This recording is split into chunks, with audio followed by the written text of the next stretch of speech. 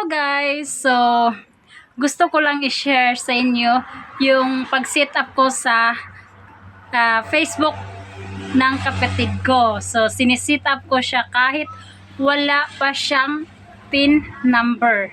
So, ang ginawa ko lang guys, kasi ako may PIN number naman ako, yun yung ginamit ko sa account ng kapatid ko. Pero hindi yung pangalan ko ang ginamit. Pangalan pa rin niya.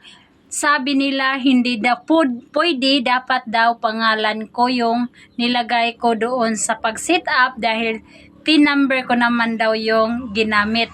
Kaso lang guys, pag sahod niya, kinakabahan ako. So nag-observe ako kung may problema ba sa payout naming dalawa kasi isa lang yung PIN number namin na ginamit. So, walang problema guys. Pwede pala gamitin yung PIN number ng kapatid mo kahit pangalan niya.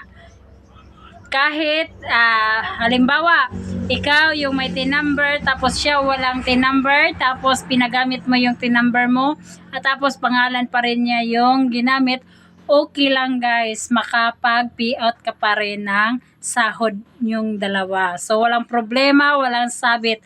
So, yan lang po guys. Kaya, set up na!